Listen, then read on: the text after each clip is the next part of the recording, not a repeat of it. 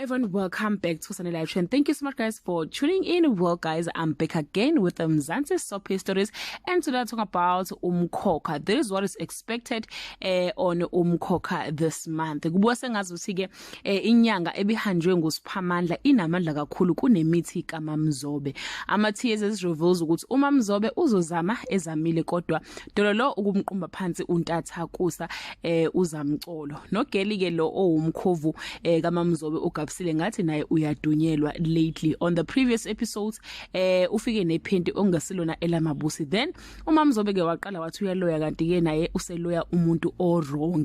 TSS also reveals ukuthi uSiphamandla will continue to treat Umabusi like a queen that she is until ehlisa umoya and officially enjoy being Zamcolo's wife, amuphe nekhekhe ayeke ukulala ngamapijama nekhalamine ebusweni. Unompendulo ke yena bathi ke will deal with Manzimande's anger after efafazi indaba zikaMabusi noSiphamandla esidlangalaleni, and ukhulekane uzophoqeleka ukuthi ashiye ikhaya ngoba engafuni ukuthobela imithetho yakubo neyebandla. Unobuntu yena bathi ke uzophenduka isidakwa, trying to deal with everything that her mom have put her through.